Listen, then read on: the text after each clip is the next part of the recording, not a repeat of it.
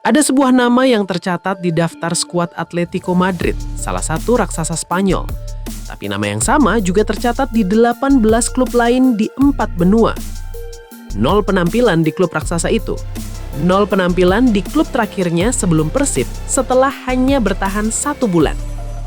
Bagaimana bisa seorang pemain punya bakat yang cukup untuk terus direkrut, tapi tidak cukup untuk menetap? Inilah paradoks Sergio Castel, seorang pengembara dengan talenta tapi tanpa rumah.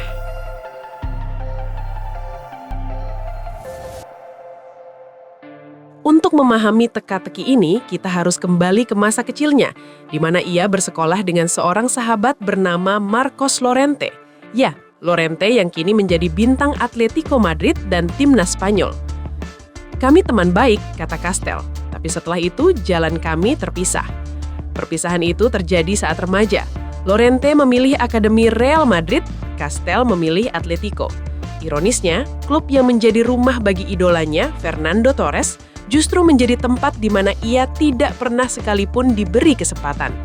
Sementara jalan Llorente lurus menuju puncak, jalan Castel mulai bercabang ke arah yang tak terduga.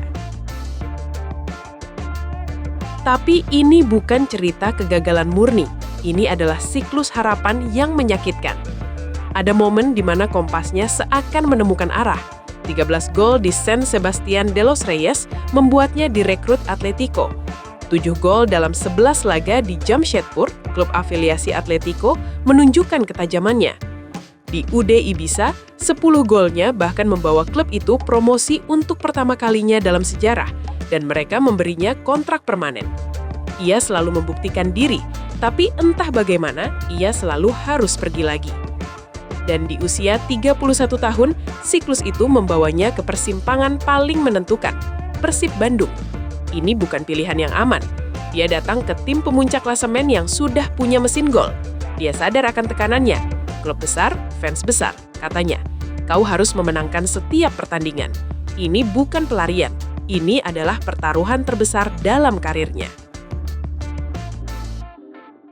18 klub, 4 benua. Perjalanan ini bisa dilihat sebagai anomali. Tapi dari sudut pandang lain, ini adalah sebuah tempaan. Spanyol, Australia, Vietnam, India, Siprus.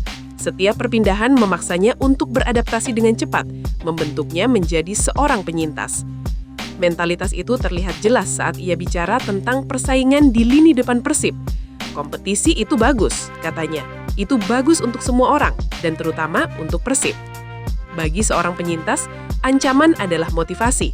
Perjalanan 18 jam ke Indonesia bukan beban, melainkan bukti komitmen. Di usia matang, pengembaraan panjang itu telah memberinya sesuatu yang tidak dimiliki oleh pemain dengan karir lurus, resiliensi yang teruji oleh badai. Dan kini, sang pengembara itu telah tiba di panggung terakhirnya. Di media sosial, julukan Superman mulai melekat. Dia berjanji akan melakukan selebrasi itu jika mencetak gol, sebuah simbol harapan baru. Tapi ambisinya jauh lebih besar daripada sekedar selebrasi. Saya ingin memenangkan gelar bersama klub besar ini, tegasnya. Kompas yang bertahun-tahun berputar liar, kini berhenti, menunjuk satu arah, trofi. Pertanyaannya kini bukan lagi di mana rumahnya, tapi apakah Bandung akan menjadi istananya?